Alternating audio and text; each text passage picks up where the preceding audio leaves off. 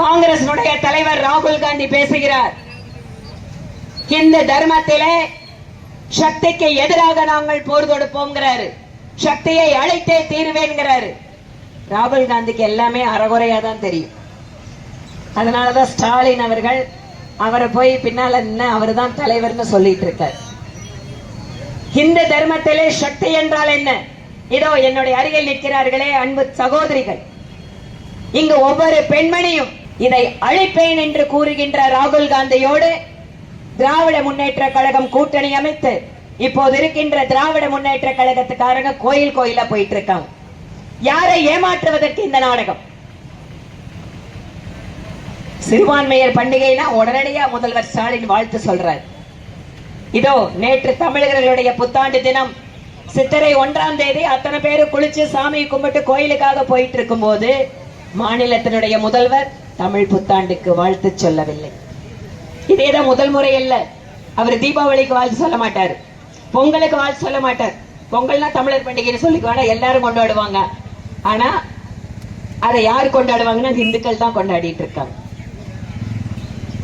மத சார்பின்மைன்னு பேசுவாங்க, ஆனா பெரும்பான்மை மக்கள் கும்பிடுகின்ற கோயிலை இடிப்பார்கள். இதுதான் அவங்களோட மத சார்பின்மை.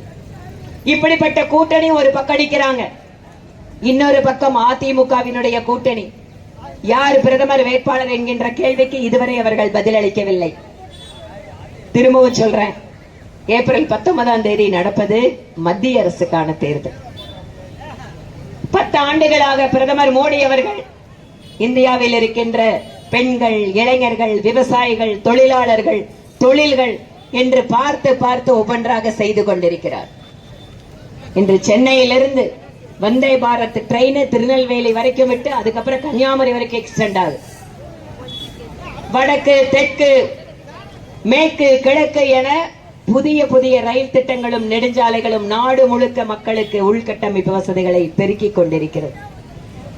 இன்று பெண்களுக்கு சுயஉதவி குழுக்கள் வாயிலாக 10 லட்சம் இல்ல 20 லட்சம் ரூபாய் கொடுக்கிறேன், நீங்க சொந்த காலில் நில்லுங்கன்னு பிரதமர் மோடி சொல்றாரு. 5 லட்சம் ரூபாய் ஆயுஷ்மான் பாரத் திட்டம். ஒவ்வொரு குடும்பத்தில் இருக்கிறவங்களும் 5 லட்சம் ரூபாய்க்கு நல்ல மருத்துவமனைகளில் சிகிச்சை எடுத்துக்கொள்ள முடியும்.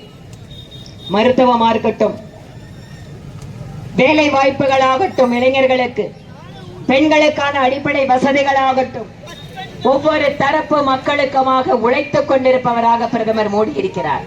இன்று உலக அரங்கிலே இந்தியா அப்படின்னு பேர் சொன்னா ஒரு காலத்துல இந்தியாவா அப்படின்னா, இன்னைக்கு என்ன சொல்றாங்க? ஓ, மோடியோட நாட்டில இருந்து வரீங்களா அப்படின்னு கேட்கிற அளவுக்கு இன்று இந்திய நாட்டிற்கு புதிய பெருமையை தேடி கொடுத்திருப்பவர் பிரதமர் மோடி அவர். விருதுநகர் மாவட்டத்துல அதிகமாக விவசாயிகள் வருஷத்துக்கு 6000 ரூபாய் வாங்கிட்டு இருக்காங்க.